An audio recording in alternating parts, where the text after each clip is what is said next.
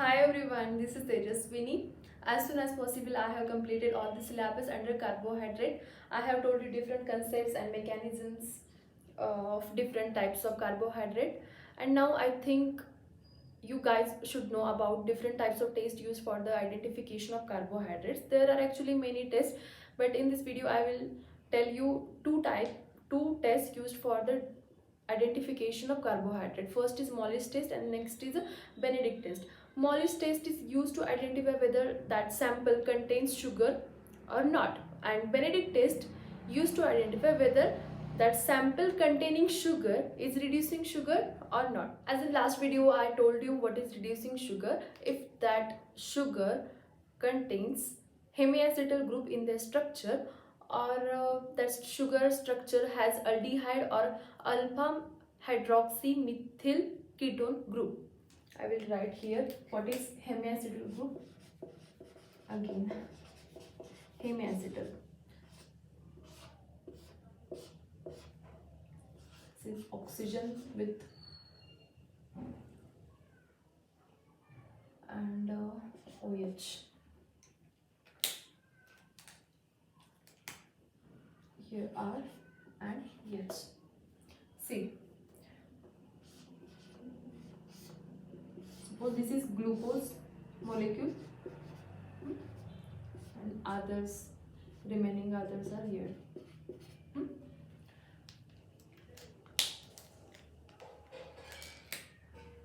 This carbon is a hemiacetal carbon. Hemiacetal carbon. H, R.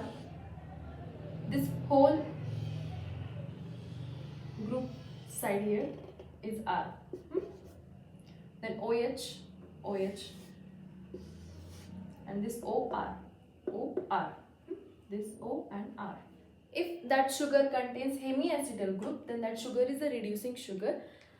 Let's start first test used for identification of carbohydrate, which is Mollis test, and used for identification of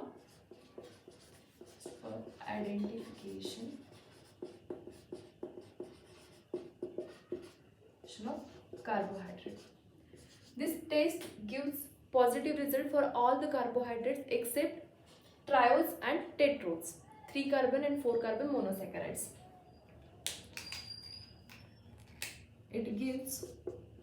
This test gives positive result for all carbohydrate except triose and tetrodes. Triose is 3 carbon monosaccharide and tetrose is a 4 carbon monosaccharide. Also, this test gives faster result for monosaccharide and slower result for disaccharides and polysaccharides. Here I will write. Gives faster result for monosaccharide and slower result for di and polysaccharides due to their complex structure. And principle of this test is when carbohydrate reacts with acid, there is a dehydration of reagent and we get purpura.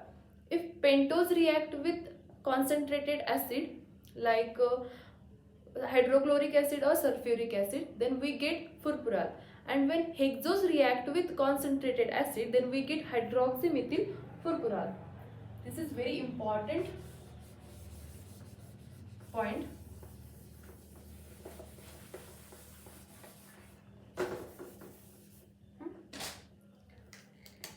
When pentose react with concentrated acid like HCl or sulfuric acid, we get furfural.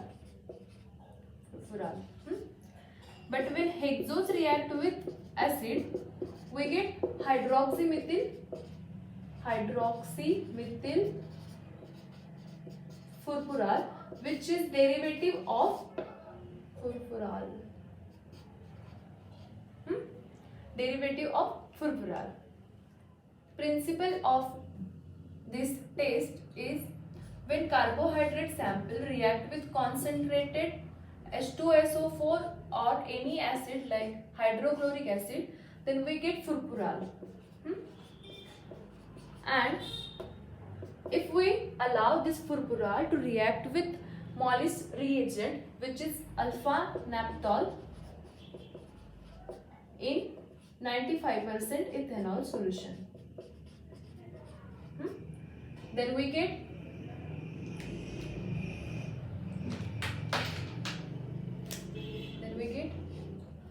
purple color ring at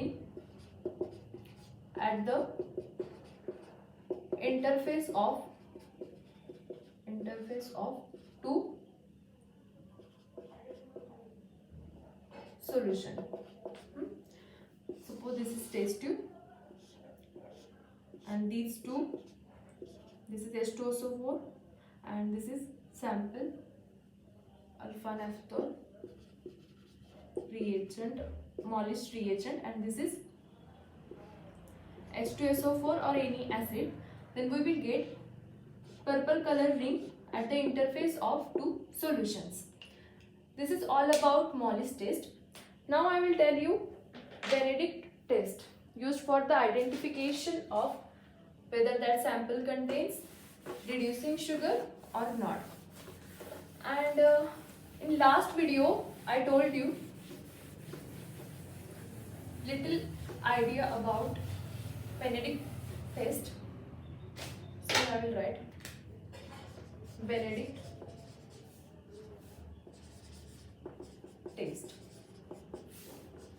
used to identify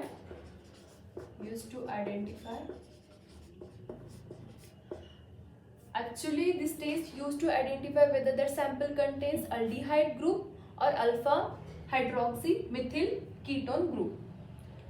Aldehyde group or alpha hydroxy methyl ketone group.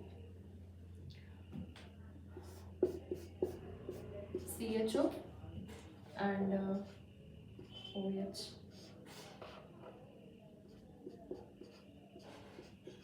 CH2OH. And the Benedict reagent is made up of 3 different types of chemicals. Benedict reagent, and different chemical has different role in this test. First is copper sulfate pentahydrate. Here it is copper in +2 oxidation state, and sodium citrate and sodium carbonate.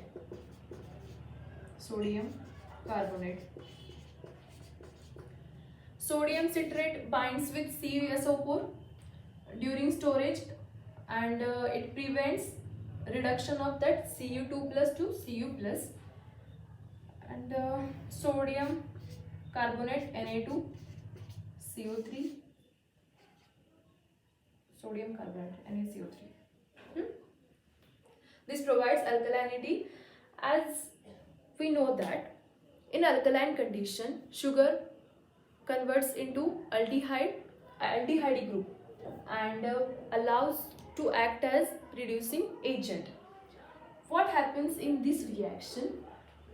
Sugar which is converted into reducing agent in the presence of alkaline condition will react with this CuSO4, and this CuSO4, that is copper in +2 oxidation state, will convert into copper with +1 oxidation state.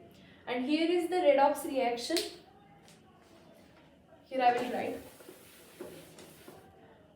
Suppose this is